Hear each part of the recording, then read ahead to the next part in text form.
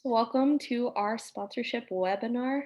My name is Catherine Squire. To start introducing myself, I'm the Vice President of the Student Senate for California Community Colleges, and I'm also a current student at San Joaquin Delta College. I'm very happy to be joined by our co-presenter today, and I'll go ahead and give him some space to introduce himself. Hello, my name is Victor Hernandez, and I'm the Legislative Affairs Director for Region 9, and I attend Chaffey College, which is in the Inland Empire. So we're really happy to be here and being able to give this presentation to you. I know sponsorship, it may sound like a very complicated thing, a part of resolutions, but it's really straightforward. And we wanted to bring you this webinar just to clarify what exactly sponsorship is, how you can find it, how to present your resolution, help you acquire sponsorship, and all the details that go with that. So that being said, I'll go ahead and pass it over to Victor, who's kind of going to walk us through the process again, just to recap the resolution process and where exactly we are. So I'll go ahead and pass it over to him. Awesome, thank you, VP. So usually when you begin with presenting a resolution and getting its sponsorship, the entire process, it's usually made up of 5 steps. First off, you have to find a topic and a subject matter to compose the resolution. So you want to think about the things that impact students every day, what could be changed on your college campuses, and what is within the realm of the SSCCC or your SBA to make change. So you compose a resolution, and that is the first step. The second step would be to find a sponsor. Typically, a sponsor could be many people. It could be a delegate, it could be the SSCCC Board of Directors, it could be a recognized caucus, so on and so forth. Next, they need to submit it to the Rules and Resolutions Committee, and there is a deadline, and I'll be addressing that in the next slide, but they have to submit to the Rules and Resolutions Committee. After that, there's a time period which amendments are made by the committee. And then lastly, when General Assembly comes around, it will be presented to on the floor. So next I'll move on to important deadlines. So first and foremost is the resolution season announcement, which is 90 days prior to GA. And that was back in November. So we've already made the announcements about presenting resolutions for GA about 3.5 months ago at this point. So next would be the resolution submission deadline, which is 55 days prior to GA, which would be 2 weeks from today. Today is January 14th, and the deadline to submit your resolutions would be January 28th. Next would be the first resolution packet dissemination, which is 50 days prior to GA, which is February 2nd, 2021. And then in that time period, amendments are made, and the deadline for any amendments to be made will be February 17th. Usually the amendments are made by the Rules and Resolutions Committee before having the amended resolutions packet sent off, dissemination rather, 30 days prior to GA, which is February 22nd. Next, so what is sponsorship? Sponsorship just means support. It's a way to reaffirm the scale of impact your topic has on community colleges. And I just want to add, I put the slide in here because, sponsorship, a lot of students may think it's something that's really complicated, but it basically just means that there is a body that is supporting the intent of your resolution, what the resolution is attempting to address. And that's really important, right? To kind of have that support because it's showing to the delegate assembly that this is something that impacts colleges beyond just the one that student is from, that it's impacting a lot of colleges. And the scale of that impact is really important, right? So are you ready for the next slide? Yeah, awesome. So the sponsorship guidelines would be prior to submission, authors shall be required to secure sponsorship for all resolutions. So every single resolution that will be presented does need to have some form of a sponsor. Who can sponsor these resolutions? As I mentioned earlier, it can be your SBA, your individual student government, an SSCCC region. So for my region, it would be Region 9. And then everybody has their region, so you can get the region body to sponsor it. Recognized caucuses, I believe I don't know the exact number. VP, do you know the exact number of recognized caucuses we have? I'm actually not too sure, but I know that the ones that are recognized are on our website. So if you want more information on who those are, that would be a good place to check. Perfect, thank you. And uh, and then the board of directors, which would be comprised of all of the regional affairs directors, the legislative affairs directors, the and it would be made up of the executive members, which would be the president, the vice president of finance, communications, and then legislative affairs. And I don't know if I'm missing anybody there, but next, it would be sponsorship is secured by achieving a majority vote from the voting members of those bodies. So whether it be the student senators, the delegates that make up the SSCCC regions, voting caucus members, or members of the board of directors for the SSCCC. Lastly, SBA's regions recognized caucuses and the board are only allowed to sponsor 5 resolutions. So try to seek that support as soon as possible so that you don't miss out on the chance to get it sponsored by those bodies. And I just want to go ahead and add some points here. Um, you can have your student body association sponsor your resolution, or you can have your region, but you can also have other colleges sponsor your resolution as well. It doesn't necessarily have to be your college or your region. So, for example, if I lived in Region 2, I don't necessarily have to go to Region Two's delegate assembly to get a sponsorship, right? I could go all the way down to Region 10, even though I'm not a part of that region, to get a sponsorship. And so you have multiple opportunities to get sponsorship. We have 116 community colleges and 10 regions. So there are multiple opportunities, and all these bodies can sponsor up to 5 resolutions. And something to keep in mind is if your resolution isn't hasn't been sponsored yet and it's nearing the deadline, a lot of bodies will take that into account while they're voting. They want to try and give every resolution at least one sponsor because it is required for you to be able to submit your resolution. So that's something to keep in mind. But I just want to add um, just to really encourage you to seek out sponsorship now because this is really the time. Even though you don't want to wait till the last minute to be seeking sponsorship because then you're really taking a risk. You might have written this beautiful, wonderful resolution, but if you're not able to secure sponsorship, then that will hinder you from being able to turn it in. So just something to keep in mind. Thank you for adding that in. That's actually very useful information for many of those who are probably watching this. And then lastly, it's how to revoke sponsorship. Um, you can revoke your sponsorship of a resolution for there's multiple reasons that bodies may decide to revoke their sponsorship, um, maybe putting others in place or just not wanting to take up that specific issue. But it would be the sponsoring bodies may revoke sponsorship of a resolution or amendment as long as it meets the following criteria, which is final minutes show that a body has voted by a simple majority to rescind their sponsorship as provided to at least 3 days in advance of the packet dissemination. So it has to be at least 3 days before that final packet dissemination, and that it would be within the criteria for them to revoke their sponsorship. Awesome. Thank you for providing that. And I'll go ahead and take it over from here. This is a really rare case. I've never seen it happen before in my experience as a student leader, so this is something not to be too worried about. But this is a scenario that could possibly happen, although it is unlikely. All right, and just one additional rare case I wanted to highlight. Um, that may happen, including a resolution, is that once the final resolution packet has been disseminated via the public listserv, the only way to resend a resolution is during General Assembly. And this is done by a majority vote of those delegates present and voting.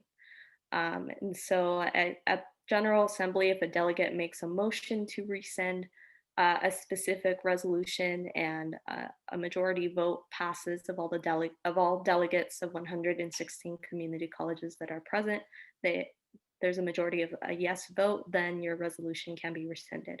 But that's again a very, very, very rare case that is unlikely to happen as well.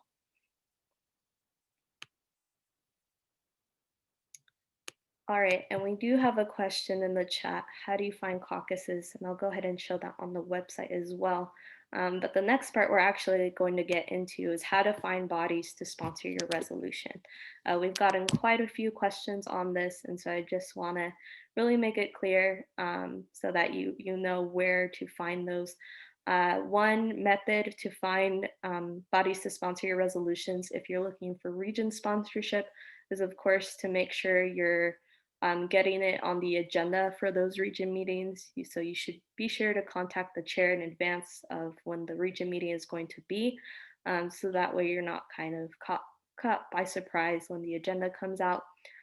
So if you're trying to find a region to get your resolution sponsored by, you can contact the chair, who is the regional affairs director of that region, and they all go by the same website or sorry email addresses to contact. So, for example, the address for the regional affairs director for Region One would be radregion1 at studentsenateccc.org. It's the same for all 10 regions. So radregionx at studentsenateccc.org and so on. So that's the easiest way to find regions um, to sponsor your resolution. If you're trying to find meetings that are still kind of in advance, I want to draw you to our website here, because we do have our monthly calendar that gets put up, and this is updated with most of the region meetings. We also have all our events on here, so you know what committees are meeting, when our board of directors is meeting, if you want to seek sponsorship from there. Um, Obviously, the only meetings we can't have up on here are student body association meetings, just because there are 116 community colleges, so that would be a lot of meetings to place on here. But those can easily be found on the college's website under the student government tab. So if you're looking to get sponsorship from a student body association, you would want to go to that college's specific website. Or obviously, if you are trying to get sponsorship from your own student body association, you would contact your own college. So, and I believe, just want to make sure. Oh, there we go.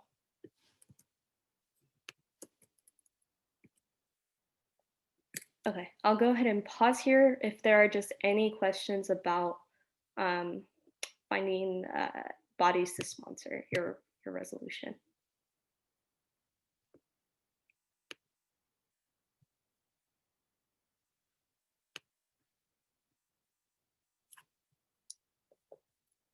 And then I do see one question that was just a direct message about how to find the caucuses. So I'll go ahead and address that at the end.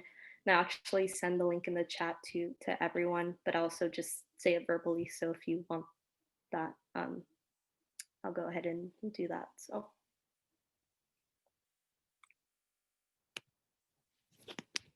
all right, last call for questions before we move on. All right. So next, we just want to give you some tips on, oh, there might be one more question. Oh, and yes, the caucus link was just dropped in the chat. I'll go ahead and put it in this PowerPoint as well, so you can have it once we send the link to the PowerPoint at the end. So next, we want to give you some tips on how to present your resolution. Depending on the way that the body conducts meetings, whether it's a student body association, region, or a board of directors, you may be asked to present on your resolution and also read your resolution to the body. So I just want to give you all some tips on presenting. You want to make sure to maybe open with some statistics you found in your research. This can really help you create a strong case for your issue. If you found statistics that could potentially weaken your argument, it might not be such a good idea to mention those, right? Because even though they're important and maybe your resolution addresses them, that could affect your the ability to get your resolution a majority vote and get it sponsored, right? So that's just one tip on opening with your issue. Please be clear and specific about what the issue is. You don't need to really dive in too much around what led you to that issue, but make sure you just explain why it's important, why it's affecting your community college, and why it's affecting multiple other colleges in our state as well. Mention how this issue has affected you and or the students on your campus and other campuses, if possible, something I just mentioned. But usually, the topic that you picked is really coming based on your experiences and the experiences of those students that you've interacted with. So those experiences are important to include when you're presenting, just because that can really hit home for a lot of the students who may be voting on sponsoring your resolution. And then lastly, be clear and succinct on what you're asking of the SSCCC. The whole point of writing the resolution is to really get those actions that you requested, right? So make sure to be clear about what you're asking of us and that's what you're telling the body who is considering sponsoring your resolution.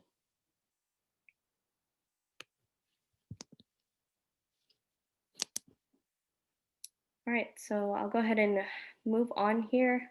Let me just pause for questions on that section.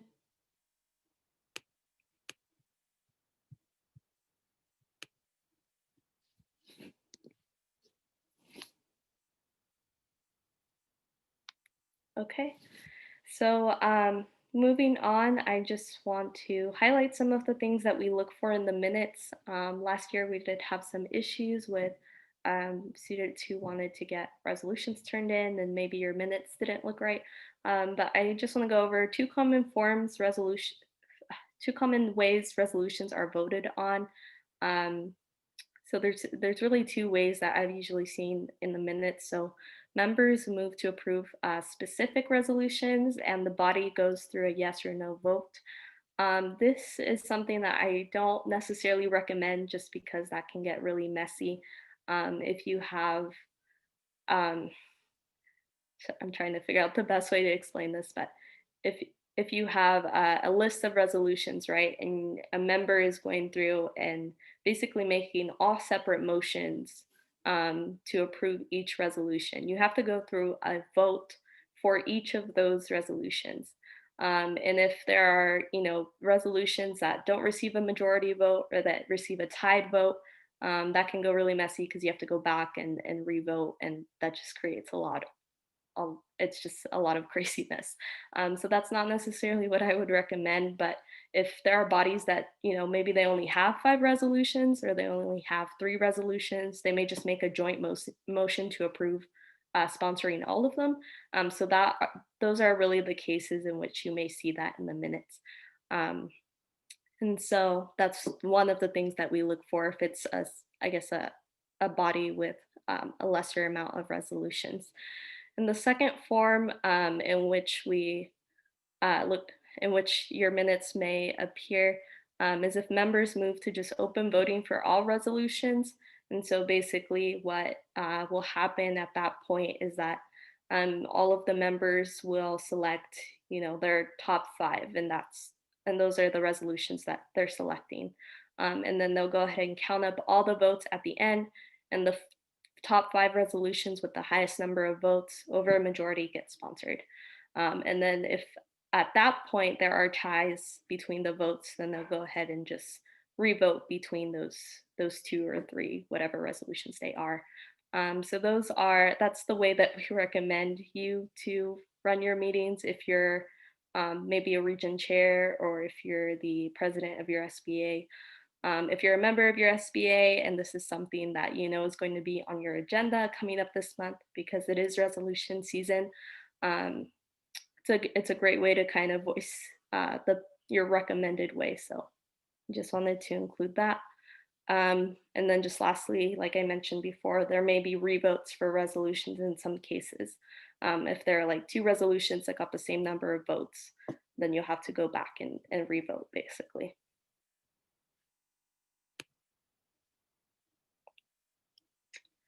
All right, so we're getting pretty near the end of this workshop, but next after you've acquired sponsorship, which I genuinely hope everyone here does, the next step after that is just submission, right? So I know it's a very long process, but it's such a relief when you've gone through all the steps. It's a lot. It's really difficult to be able to write a resolution, secure sponsorship, and submit it. So I encourage everyone to be proud of yourself if you've gone through the process. It can be stressful, I know from experience. So after you found the sponsor, gotten it, uh, after you've found the sponsor for your resolution, you'll want to go ahead and submit your resolution to the Rules and Resolutions Committee.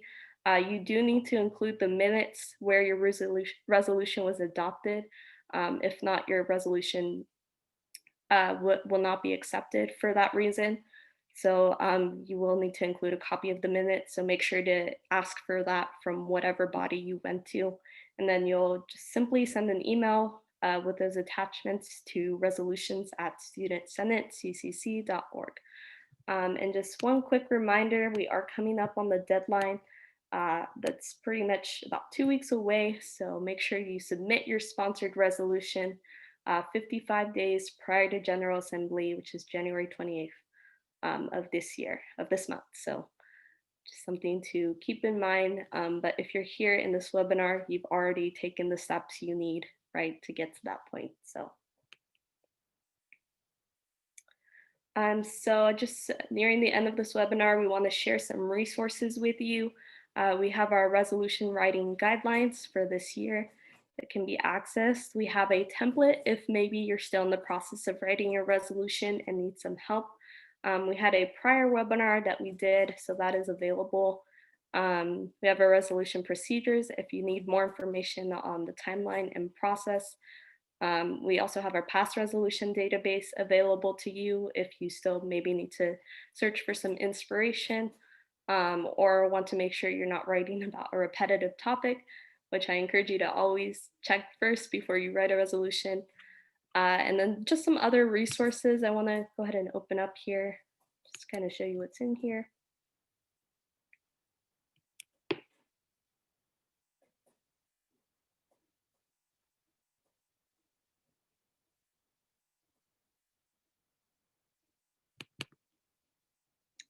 So this is basically a folder of all resolution writing resources. I want to highlight this in particular because I know a lot of you are nearing the end of the process where you probably have a first draft or are basically finalizing your resolution.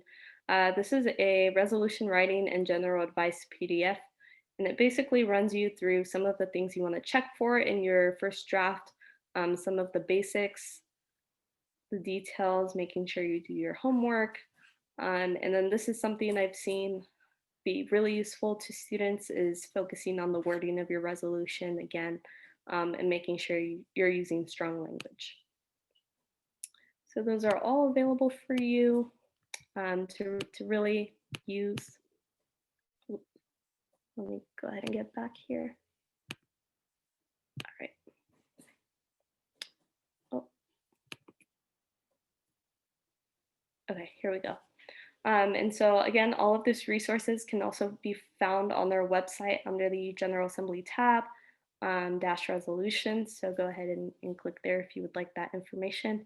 I also just wanted to add that, I am always available to be a resource to you as well. If you want to get some feedback on your resolution, on your topic, if you have additional questions about writing in general or acquiring sponsorship, I'm always here as a resource as the chair of the Rules and Resolutions Committee. So I highly encourage you to reach out to me. You can find my email on this slide. It is vp@studentsenateccc.org. And so that is up for you. And just to end our PowerPoint here, we have some upcoming webinars. We did have a couple of webinars in the past week. We have a video of the resolution process overview up on our website. And we'll also have the resolution writing workshop video up on there soon as well. We do have 3 more webinars after this On February 4th, we'll be covering amendments since that will be around the time that the amendments process is going on February 6th, 2 days later. After that, we have a resolution studying session. This will be taking place after the first packet is disseminated.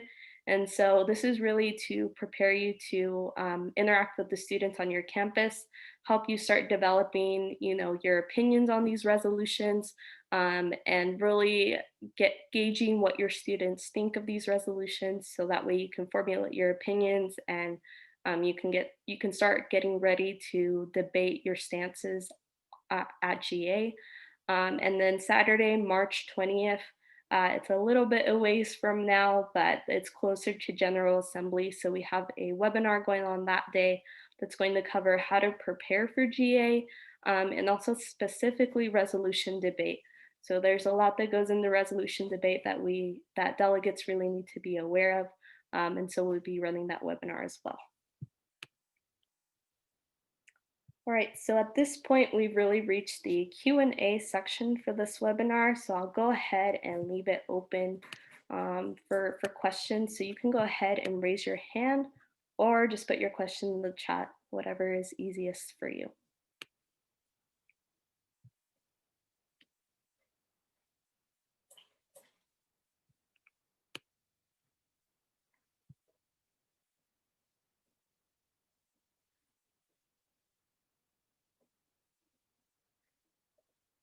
All right, looks like I have our first question here. You can go ahead and unmute yourself. Thank you. Good afternoon, Chair. Thank you. My question is the forms as far as the sponsorship. Is there a specific form if we have the SBA sponsorship? Is there a specific form that they need to fill out? So there's no form per se. There's no paperwork involved in this other than the minutes, which your student body association should be taking. So as long as you submit those along with your resolution, you'll be good with that. Does that answer your question? Hopefully.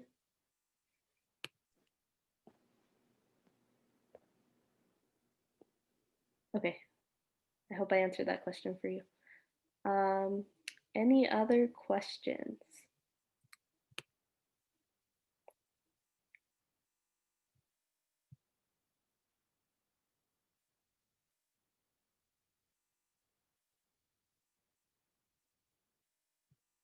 All right, so I'm seeing one more, I think. Yes. Are we allowed to announce at the public announcements of the SBA about our resolution if we want sponsorship, or does it have to actually be on, like you were saying about being on the agenda to discuss sponsorship at the next meeting of the SBA? Yeah, so you do need to request that there be an agenda item specifically laid out for resolutions or for sponsorship, one of the two, because it does need to be action that is documented in your minutes. So therefore, there has to be an item for that. But if you're looking to present on it, I'm sure the body would allow you to do that under that item. If they do not, because maybe you might be a member of the public or you may be kind of an outside student from another college, then you can always definitely take advantage of public comment for that opportunity to kind of just give a brief summary of what your resolution is about. But regardless, even if you give a public comment, you still need to have an item on the agenda. So that does need to be requested in advance. And something to think about is that agendas have to be sent out 72 hours in advance, right? So you want to make sure that you reach out to whoever the chair is before that happens.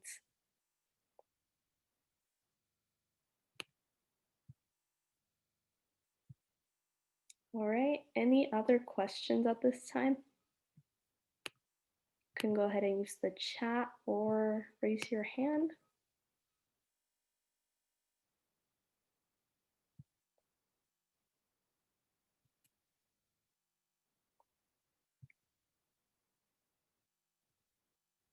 Give it another few seconds.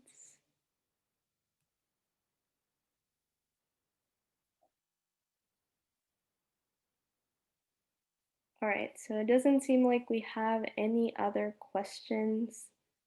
Um, oh, Never mind. Okay, so looks like that is going to conclude the end of our webinar at this point. I want to thank everyone for coming. Just one last slide here. I want to encourage everyone to stay connected with us. Subscribe to our SSCCC listserv if you are not yet doing that. Follow up with our events calendar. We will be posting the future webinars on there as well once we finalize the dates and times for those. Um, and keep up with our social media. We always post the flyers on there as well. So we are available to access on Instagram, Twitter, and Facebook. So keep up with us there. We'd love to see you follow us and drop us a like and all of that. So with that, I just want to go ahead and end this webinar and thank everyone for coming.